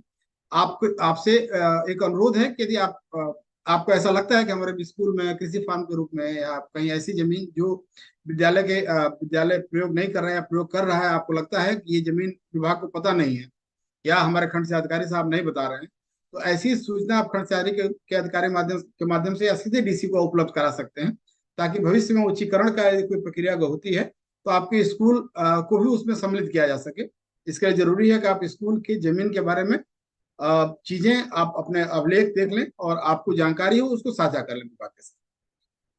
तो आपसे अनुरोध है, मैं एक पुनः कहूंगा कि जो भी निर्माण कार्यों की धनराशि आपको उपलब्ध कराई जाती है तो उसका प्रशिक्षण जैसा दिया जाता है, जो निर्देश दिए जाते हैं तदनुसार गुणवत्तापूर्ण निर्माण कराएं, ससमय निर्माण कराएं और यदि कोई समस्या आती है तो विभाग से साझा करते उसका तत्काल निराकरण कराएं।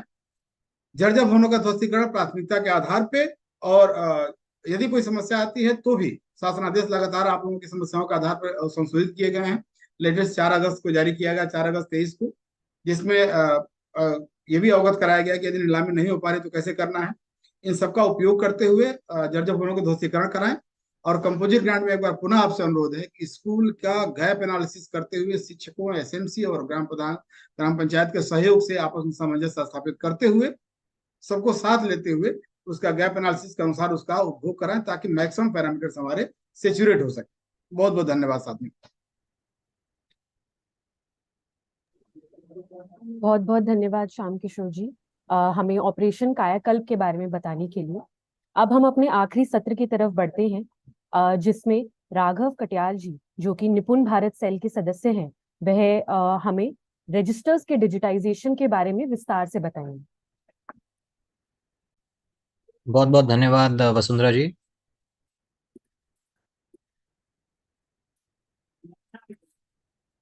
सभी जुड़े इस YouTube सत्र में जुड़े अधिकारियों को, शिक्षक साथियों को मेरा नमस्कार। पंजिकाओं को डिजिटाइजेशन के ऊपर 5 मिनट में आपका समय लूंगा। तो सबसे पहले तो हमारे को ये जानने की जरूरत है कि विद्यालय संचालन में पंजिकाओं की बहुत अहम भूमिका है। आप सब इसके बारे में भली भांति अवगत हैं। अगस्त 2020 से पहले का आपको दृश्य दिखाना चाहता हूं, जहां पे प्रति विद्यालय करीब 40 के अधिक पंजिकाएं संचालित थीं। इसके कारण पंजिकाओं के रखरखाव के कारण शिक्षकों पर बहुत बोझ पड़ता था। साथ ही में टाइम एंड मोशन स्टडी जो कराई गई थी, उसके अंतर्गत ये पाया गया था कि प्रति सप्ताह शिक्षण का जो समय है वो केवल 13 घंटे तक घट करके रह गया है, क्योंकि कहीं समय जो है ये 40 पंजिकाओं के रखरखाव में ही चले जाता था शिक्षकों का। इस कारण अगस्त 2022 में शासन आदेश के द्वारा 40 पंजिकाओं को 14 पंजिकाओं में संकलित किया गया। कुछों का निस्तारण किया गया, कुछों का सम्मिलन किया गया, जिसके कारण जो है हमारा प्रति सप्ताह शिक्षण समय 13 घंटे से बढ़ करके 25 घंटे यानी करीब करीब दुगना के करीब हो गया। और शिक्षकों पर कहीं ना कहीं इस बोझ की कमी भी आई और विद्यालय संचालन का काम और भी सरल हुआ। और अब जुलाई 2023 में जो दूरगामी एक शासन आदेश किया गया है, जिसके अंतर्गत सभी पंजिकाओं का डिजिटाइजेशन 12 पंजिकाओं का डिजिटाइजेशन किया जा रहा है, जिसको सब प्रेरणा ऐप पे सब उपलब्ध होंगी। अब ये दूरगामी कदम जो है परियोजना द्वारा उठाया जा रहा है, जिसके अंतर्गत विद्यालय संचालन में सभी शिक्षकों को बहुत ही ज्यादा सरलता होगी, समय की बहुत ज्यादा बचत होगी, बार बार रिकॉर्ड जो है उनको मेंटेन नहीं करना पड़ेगा। इसके बारे में मैं आगे भी चर्चा करूंगा। लेकिन ये सारी की सारी पंजिकाएं जो आज हम फिजिकल मोड में विद्यालय में रूप में विद्यालय स्तर पे संचालित करते हैं, 14 हमारी पंजिकाएं, उनमें से 12 पंजिकाओं को अब पूरे तरीके से प्रेरणा ऐप पर हम डिजिटाइज करने जा रहे हैं। इसके क्या लाभ होंगे हमारे शिक्षक साथियों के लिए, उसके बारे में थोड़ी सी चर्चा करेंगे। सबसे पहले शिक्षकों को सुविधा और समय की बचत। यानी कहीं आप देखें तो जैसे एक शिक्षक छात्र उपस्थिति पंजिका हो या एमडीएम की पंजिका हो, उसके अंदर सेम ही रिकॉर्ड को हमारे को बार बार हर पन्ने में उसको रिकॉर्ड करना पड़ता है। तो उन छोटी छोटी चीजों की वजह से, या फिर शिक्षक छात्रों का नामांकन का एक पंजिका है और वहां पे उसके अलग से उपस्थिति की भी एक पंजिका है, तो सब में हमारे को बार बार बच्चों का नाम नोट करना पड़ता है, जिसके कारण कहीं ना कहीं शिक्षकों का समय इसके अंदर व्यर्थ होता है। लेकिन एक बार आप डीबीटी में, अगर डीबीटी मॉड्यूल में आप छात्र को एनरोल कर रहे हैं, नामांकित कर रहे हैं, तो वहां से डेटा ऑटो फीडिंग होके शिक्षक उपस्थिति के विवरण में आएगा, एमडीएम के विवरण में भी आएगा, जिसके कारण आपको रिकॉर्ड को बार बार मेंटेन नहीं करना पड़ेगा और उससे शिक्षकों के समय की बहुत ज्यादा बचत होगी, क्योंकि बार बार उस चीज को लिखना नहीं पड़ेगा। उसी तरीके से मैनुअल रिकॉर्ड रखने की आवश्यकता नहीं होगी। सहज रिपोर्ट हमारे को उपस्थित होंगी, हमारे को अवेलेबल होंगी, जिससे एक इंटेलिजेंस का माहौल भी बनेगा। यानी कि कौन से हमारे छात्र हैं जो बार बार उपस्थित हो रहे हैं, अनुपस्थित रह रहे हैं, उनका विवरण अगर हमारे को ऑटोमेटिकली इस ऐप में मिल जाए, जो कि इंटेलिजेंस से मिला जाएगा, तो उससे हमारे को हमारे विद्यालय संचालन में भी आसानी होगी, क्योंकि हम उन छात्रों को आइडेंटिफाई कर पाएंगे जो बार बार विद्यालय नहीं आ रहे, जिनकी उपस्थिति दर्ज नहीं हो रही है, और उनके साथ फिर हम होम विजिट्स करके और उनके साथ, उनके समुदाय के साथ सहभागिता बनाते हुए उनको हम आउटरीच करके विद्यालय में वापस ला सकते हैं। उसी तरीके से डेटा को हमेशा सुरक्षित रखा जाएगा, क्योंकि ये विद्या समीक्षा केंद्र और जो प्रेरणा का पूरा डेटाबेस है, उसके अंदर ये डेटा सुरक्षित रहेगा। यानी जो कहीं ना कहीं बहुत टेंशन का एक वो रहता है कि रजिस्टर गुम गया या पंजिकाओं में कोई रखरखाव में कोई दिक्कत आने की वजह से उसके अंदर वो सही रूप से संचालित नहीं था, तो उस तरीके से हमारी पंजिकाएं भी सही रूप से संचालित रहेंगी। डेटा हमेशा संकलित और सुरक्षित रहेगा। साथ ही में ट्रूथ रिपोर्टिंग की बात हम हर समय करते हैं, तो उसके अंदर जियो फेंसिंग और टाइम फेंसिंग के अंतर्गत शिक्षक उपस्थिति, छात्र उपस्थिति की ट्रूथ रिपोर्टिंग की तरफ हम बढ़ेंगे। साथ ही में विद्या समीक्षा केंद्र के आधार पर के अंदर जब ये डेटा जाएगा, तो उस डेटा की एडवांस मॉनिटरिंग और इंटेलिजेंस के आधार पर भी शिक्षकों की हम सहायता कर पाएंगे। तो इन पंजिकाओं के डिजिटाइजेशन से विद्यालय स्तर पर हर शिक्षक को, हर प्रधानाध्यापक को तो सरलता और सुगमता होगी ही, उनके समय की बचत भी होगी, लेकिन साथ ही में पूरे प्रदेश स्तर पे भी हम एक और इंटेलिजेंट व्यवस्था की तरफ, एनालिटिक्स की तरफ हम आगे जा पाएंगे। इसको एक छोटी सी बात बताएंगे और उसके साथ फिर खत्म करेंगे कि इसको उपयोग करने का क्या अभी हमारे तरीके हैं। अभी सबसे पहले देखा जा रहा है ये कि प्रेरणा ऐप में अभी केवल 20 से 30% शिक्षक ही उसके अंदर डाउनलोड करके रखे हैं प्रेरणा ऐप। तो सभी शिक्षक साथियों से अनुरोध रहेगा कि प्रेरणा ऐप को आप सब डाउनलोड कर लें।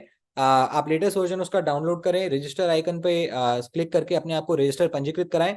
साथ ही में रिपोर्ट आइकन पे आप क्लिक करेंगे जब, तो आपको वो उपलब्ध होंगी और सिंक डेटा करने से आप सारा इसका डेटा सिंक कर पाएंगे।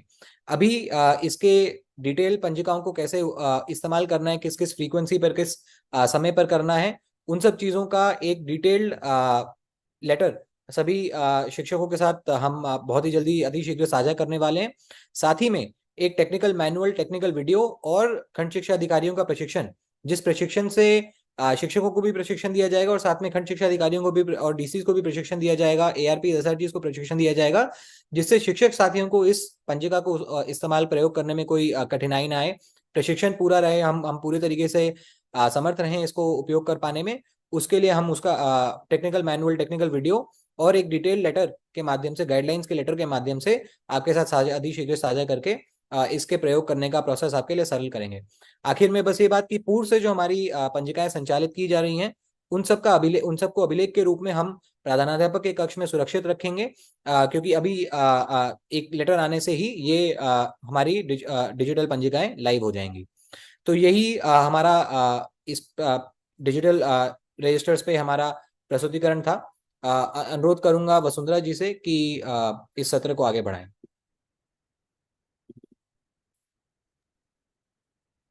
बहुत बहुत धन्यवाद राघव जी, हमें रजिस्टर्स के डिजिटाइजेशन के बारे में विस्तार से बताने के लिए और उससे रिलेटेड जितने भी हमारे नेक्स्ट स्टेप्स हैं उनके बारे में बताने के लिए। आखिर में मैं इस गोष्ठी को समाप्त करते हुए सबसे पहले पूरी गोष्ठी के को समराइज करते हुए उसके मुख्य बिंदुओं के बारे में आपको बताना चाहूंगी। सबसे पहला है ऑपरेशन कायाकल्प का प्रभावी क्रियान्वयन। अपने जनपदों में ऑपरेशन कायाकल्प का विद्यालयों में प्रभावी क्रियान्वयन करना। सबसे उसके बाद दूसरा है निपुण भारत मिशन के अंतर्गत जितनी भी हमारे मुख्य बिंदु हैं उनका कक्षाओं में क्रियान्वयन करना, चाहे वह कक्षाओं का रूपांतरण हो, प्रिंट रिच वातावरण बनाना हो, गुणवत्तापूर्ण सहयोगात्मक पर्यवेक्षण हो, गुणवत्तापूर्ण शिक्षक संकुल बैठकें हो, या फिर डेटा आधारित मॉनिटरिंग और डेटा आधारित समीक्षा बैठकें हो। इन सभी को अपने जनपदों में सुनिश्चित करवाना, जिससे हम अपने जनपद को, अपने जनपद के सभी विद्यालयों को जल्द से जल्द निपुण बना सके। इसके बाद हमने छात्र उपस्थिति पे भी बात करी थी और हमने काफी सारे इसमें रणनीति के पॉइंट्स भी हमने डिस्कस करे थे कि कैसे हम अपने जनपदों में छात्र उपस्थिति, जो कि एक बहुत बड़ी समस्या है, उसको हम कैसे अपने जनपदों में ठीक कर सकते हैं, उसमें कैसे बदलाव ला सकते हैं। इसके बाद हमने दो बहुत ही महत्वपूर्ण आकलन के बारे में बात करी, जो कि है, सबसे पहला है अगले कुछ समय में आने वाले डाइट प्रशिक्षुओं द्वारा किए जाने वाला आकलन, जो कि हमारे एआरपी और शिक्षक संकुल विद्यालयों में किया जाएगा, और दूसरा है हमारी निपुण घोषणा और उसकी समय रेखा के बारे में हमने चर्चा करी। और आखिरी में हमने रजिस्टर्स के डिजिटाइजेशन के बारे में चर्चा करी है, जिसमें हमने बात करी कि कैसे हमारे सभी रजिस्टर्स को प्रेरणा ऐप के माध्यम से डिजिटाइज करा जा रहा है, जिससे हमारे शिक्षकों के समय की बचत होगी और कक्षा शिक्षण का समय भी बढ़ेगा। मैं आज की गोष्ठी में जितने भी प्रतिभागी हमारे साथ जुड़े हैं उन सभी का धन्यवाद करती हूँ कि वह इस गोष्ठी में हमारे साथ जुड़े, और मैं आशा करती हूँ कि आपको ये गोष्ठी लाभदायक लगी होगी। बहुत बहुत धन्यवाद। नमस्ते।